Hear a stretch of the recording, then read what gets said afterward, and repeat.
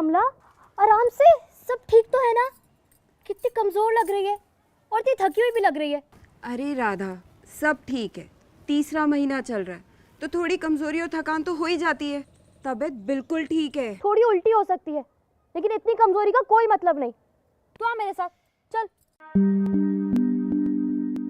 माँ जी, इसका तीसरा महीना चल रहा है, आप लोग इसके खाने पीने का ख्याल नहीं रख रहे क्या? खाना तो मैं खा ही रही हूँ ना। अभी सुबह मैंने पेट भर नाश्ता भी खाया था। रात की रोटियां बहुत बच गई थी तो उन्हीं में से 3 रोटियां और साथ में चटनी भी खा ली थी। और दोपहर में भूख हुई तो दाल चावल भी खा लूंगी। कमला, ये क्या, तुझे नहीं पता इस समय पे खाने पीने का पूरा ख्याल रखना चाहिए? माँ जी, आप तो जानती हैं ना, हम इस वक्त जो भी खाते हैं वो सिर्फ हमारे लिए नहीं, हमारे बच्चे के लिए भी होता है। इस समय पर खाने पीने का बहुत ध्यान रखना चाहिए। जब मुन्ना होने वाला था ना, तो मैं भी तेरी तरह लापरवाह थी। मैं नहीं जानती थी कि क्या सही है और क्या गलत, और इसका नतीजा तो तू देख ही रही है। मैं नहीं चाहती कि तेरे होने वाले बच्चे के साथ भी ऐसा ही हो। आप लोगों को पूरा ख्याल रखना चाहिए कि हर रोज़ भर पेट ताज़ा और पौष्टिक आहार खाए। एक बात बता, तेरा तीसरा महीना चल रहा है ना, क्या तूने आंगनबाड़ी में अपना पंजीकरण करवाया? उसकी क्या जरूरत है? बहुत ज़रूरत है। तू चल अभी मेरे साथ आंगनबाड़ी चल, वहाँ शोभा दीदी तुझे सब समझा देंगे और तेरा पंजीकरण भी करवा देंगे। चल। भाभी रुको, मैं भी चलता हूँ आप लोगों के साथ। ये तो बहुत ही अच्छा होगा भैया। पोषण की जिम्मेदारी सिर्फ माँ की नहीं बल्कि पूरे परिवार की होती है, खास तौर से पिता की। तू बेटा जा, मैं घर संभाल लूंगी। जी माँ, जा रहा हूँ मैं। क्यों कमला, आजकल क्या दिनचर्या है तेरी?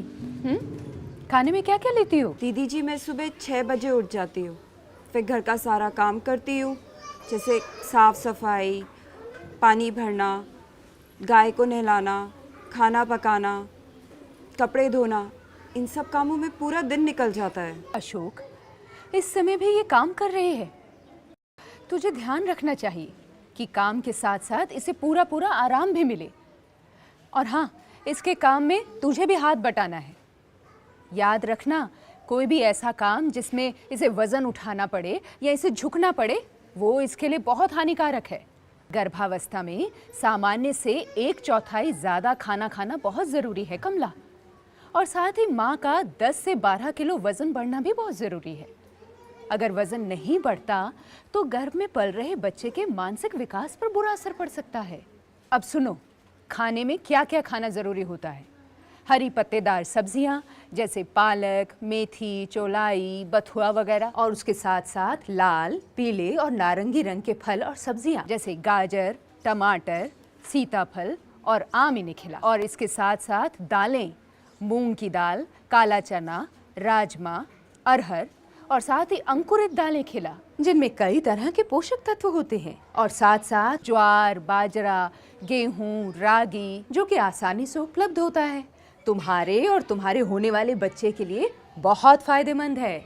आंवला, नींबू, संतरा, मौसमी, खासकर खाने के साथ, क्योंकि इनसे शरीर को बीमारी से लड़ने की ताकत मिलती है और खून की कमी भी दूर रहती है। लेकिन इस तरह का खाना तो बहुत महंगा होता है, हम कहाँ से इतना महंगा खाना? अरे ये सारी चीज़ें तो तुम्हारे आसपास ही मिल जाती हैं। और ये सब्जियां तो तुम अपने खेत में या गमले में भी उगा सकते हो। संतुलित मात्रा में आयोडीन वाला नमक ही खिलाना, जो बच्चे का मानसिक विकास करता है।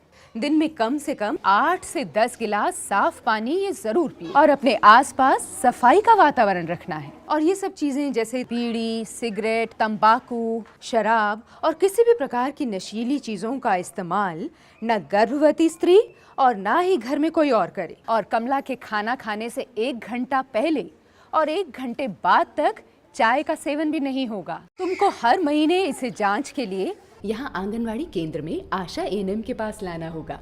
और अब से बच्चे के जन्म के बाद तक और जब तक बच्चा 2 वर्ष का नहीं हो जाता तब तक कमला को पूरक पोषाहार मिलता रहेगा।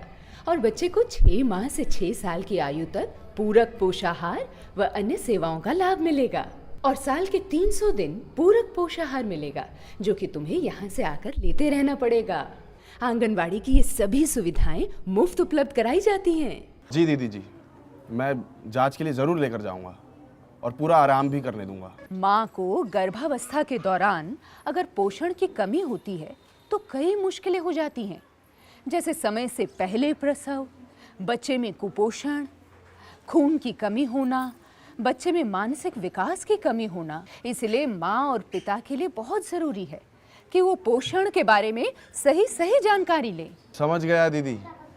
मतलब बच्चे के स्वास्थ्य के लिए माँ का स्वस्थ रहना बेहद ज़रूरी है। आज से इसकी सारी खाने पीने की जिम्मेदारी मेरी। इस बारे में कोई भी और जानकारी चाहिए ना तुम्हें, तो कभी भी मेरे पास मिलने आ सकते हो। और ज़्यादा जानकारी चाहिए तुम अपने ज़िले के डीएम के दफ्तर में भी जा सकते हो और उन्हें इस बारे में सुझाव भी दे सकते हो। और कमला, अगर तुम्हें लगे कि मैं अपना काम सही ढंग से नहीं कर रही हूँ तो तुम मेरी भी शिकायत कर सकते हो डीएम दफ्तर में। अच्छा कमला, अपना ध्यान रखना।